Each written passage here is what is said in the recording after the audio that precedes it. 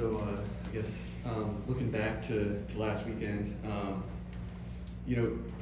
I'd say, through the first three quarters, run defense seemed to be pretty stout for the most part. I think only a little over 100 yards in the first three quarters. What do you like about the defensive effort overall? And it seemed like some guys, like I think about some of the seniors, Wayne Matthews, Darius Snow, played with a lot of effort.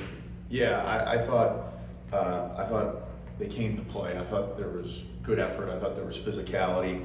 I think they stepped up in some big moments. There was some fourth down stops. I think after the punt, and it's not technically a block because it went forward, but the punt gets hit, and they stood up there, and there was a 4th and 1 stop. So I thought there was a lot of good. Obviously, at the end of the game there, when we're attempting to get the ball back for our offense, we got to get stops there and be able to get it back and give it to them and give them a chance to go down and score.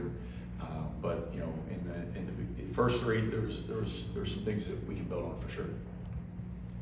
I guess the fourth quarter, as well as kind of the second straight game, you guys have really been in it. You were a stop away against Minnesota, and then Penn State rattles off basically just all run plays on that 9-minute drive. How are you able to kind of finish these games off and play 60 minutes of solid defense? We got to be consistent. I think we got worn down. One's a 2-minute drill, the other one's a 4-minute drill, so they're different circumstances, different ways that you're attacked, different situations. I think you go back a couple of weeks, the 2-minute drill, there were some penalties, and that was kind of really the downfall in the 2-minute drill, and then we didn't make a couple plays in the end zone. This past game, they wore us down. In the last 2 drives, they were able to move the ball. The second to the last one, it was, an 8-10 play, whatever it was. There wasn't anything major, but we got to get off blocks and we got to make plays and we got to be more stout at the point of attack. The last one, we get into a goal line defense up the field, and the reason you do that is because you're trying to get stopped to get the ball back to the offense, and one got out and there's no depth. That's the negative of going with a goal line defense. On the 40-yard line or whatever it was, but that's what you need to do to get the ball back. So we just need consistency in our performance and guys being where they're supposed to be, and then we get stops. And I guess looking at Iowa, you're obviously well versed in facing them. They're not known as an offense that is going to put 60 up every week, but they win a lot of games. So how does their offense contribute to that? Well, their team probably plays complementary football over the last 10 years, 15 years, 20 years, probably better than anyone. They're going to play really, really good defense. They're going to run the ball on offense. They're going to take shots. They're going to be efficient in the pass game, and then they're going to play outstanding special teams. And that's kind of their MO. And they put a bunch of points up multiple times this year against Wisconsin, against Minnesota a couple weeks back. So I think they do a really good job on offense. I think this is probably the best offensive line that we've seen. They can move. They're physical, they're mean. The backs are good, tight ends are good. They got more speed at receiver than they've had. The quarterback can hurt you throwing it and running it. So I think they're not. I know sometimes people have visions of what they were 3 years ago, but this isn't 3 years ago. I think they run the ball, but they're an explosive offense and can put points up. So. Sorry. You kind of briefly mentioned about the quarterback can be able to run if he needs to. Is there any added emphasis with Gronowski's ability to kind of get out of the pocket, because he's shown this year when leading quarterbacks in rushing touchdowns, rushing yards? Just how does that look like for your defense? Yeah, absolutely. I think there's 2 different ways that he's going to run the ball, right? One, what you mentioned is scrambling, right? You get into passing situations, and whether it's a draw or whether it's a scramble, he can kind of create. The other one, which you alluded to, was the rushing touchdowns, which they get down in the red zone. He's their main threat down there. They'll throw it, they'll hand it off, but he's a guy you got to be aware of, being able to pull or design runs, gap schemes with him being the runner and having extra blockers. So you got to be aware he's a good player, and he's a guy that can put points on the board for sure. Is there like an added emphasis with how your defense, their defense is amazing, obviously, limiting the offense to be on the field for a good amount of time. So is there kind of an added emphasis with defense kind of setting up the offense? We saw it a little bit in Penn State, just kind of setting up the offense to score. Yeah, I mean, we want to get stops. I mean, that's always the goal, right? Get third down stops. The better you are on third down, the quicker you get the ball back for the offense. One of the things we did well in that game, last game, we were 2 for we were 8 for 10. Penn State was 2 for 10 on third down. So that's getting stops and getting the ball back. That's the goal regardless of who we play. Obviously, with the nature of how they play the game, they control the clock and sometimes limit possessions. But that's how you play against those guys. And for us, it doesn't change anything. It's just we get every chance we get to get a third down, we got to be able to come away and get a stop. That's kind of the goal. But that's always the goal. So. How did the responsibility, when you're facing a quarterback who can scramble, move around, how did the responsibilities kind of change, I guess, more specifically for your defensive line and the linebackers? Well, it depends. It depends on who we're playing and how they scramble, right?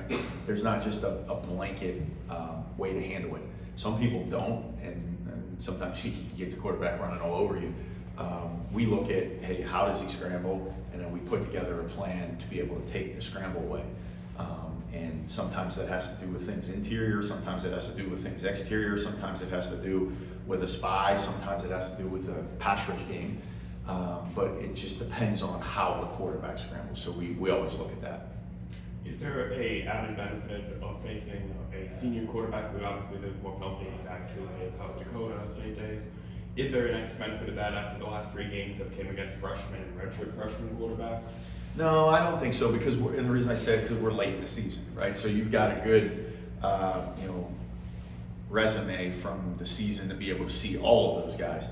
I would say, you get early parts of the year and you have a guy who's a new starter. Sometimes that's a little bit of a challenge, and when you have some film, it's obviously a little bit easier. But I think this point in the season, and even last week with, the quarterback at Penn State, he had now started 3 games, so we had a little bit of a resume on him. Did any of his scrambling ability during that game catch you guys a little off guard, especially during that long touchdown drive when he had a couple rollouts? No, I mean, what those scrambles were, if you go back and look at them, they were max protection shots where we covered really well.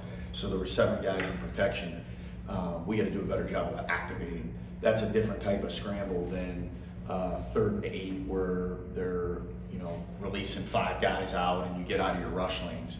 That was more of an opportunity created because we covered well. Now we got to activate on the pass rush and go from a run read to a pass read and keep them in the pocket. But it's a little bit different type of scramble. On Aiden West, I think he got his 2nd start of the season last week against Penn State. How has he improved as the season has gone on? What kind of career do you see for him here? Yeah, I mean, I spoke about him earlier in the year where I thought that he was just going to be a guy that's going to be a really, really great player for us.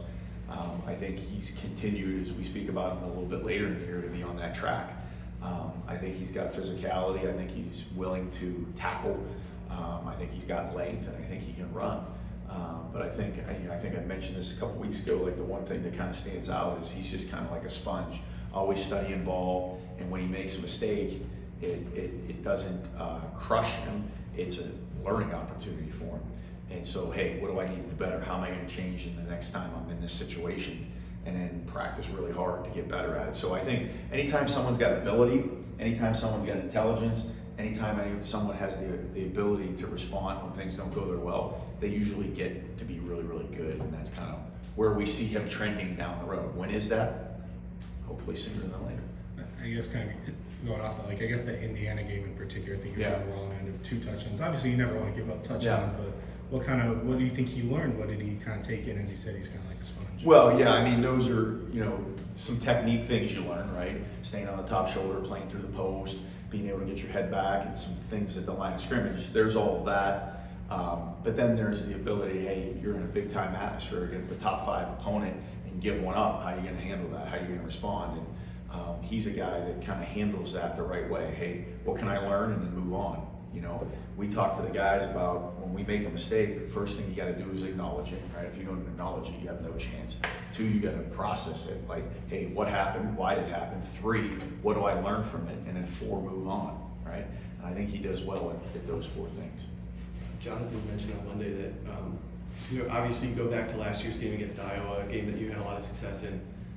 Try to, maybe tweak some things, of course. I'm wondering from your perspective, given the way that Gronowski kind of changes their offense slightly with his mobility, how How different is that as you go back and look at Iowa last year compared to this year? How much does that change for you? Yeah, just so, preparation? I mean, each year is its own year, right? I mean, that's the one thing that you're always preaching as a coach to your players, that, you know, last year is different than this year, last week is different than this week. You gotta stay in the moment.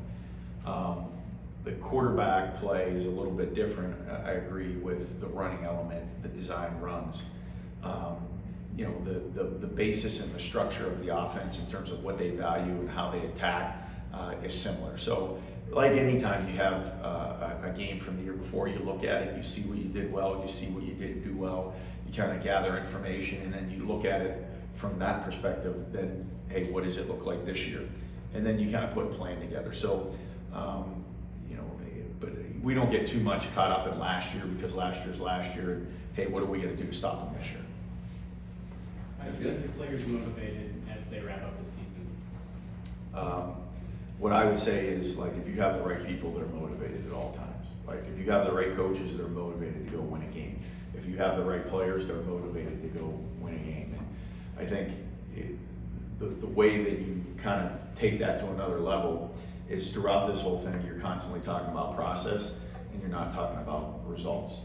And if you can have a group that's process oriented, whether things are good or bad, you should have a similar approach. Now, that being said, there's the human element of it, I got it, there's the emotional element. But as a coach, there's a motivation factor, and then I think there's also how you handle yourself. And if you handle yourself the right way and you have the right people, they generally will. And obviously we haven't got the results we wanted, but I've been proud of how we've practiced and what our effort is. And we're gonna go to work to go get one this week. So. Is there any element of freedom, just obviously not having the results you wanted, but out of that bowl contention, any freedom to try anything out, try players out, have positions, or? Yeah, I mean, we're doing everything we can to get a win, you know, so whatever that looks like for each opponent. There's some weeks where we kind of go outside of what we've done. There's other weeks that we keep it more consistent. So yeah, regardless, that doesn't necessarily affect. We're just doing everything we can to get a W. Thanks, All right. Coach. Thanks. Thanks. I appreciate it.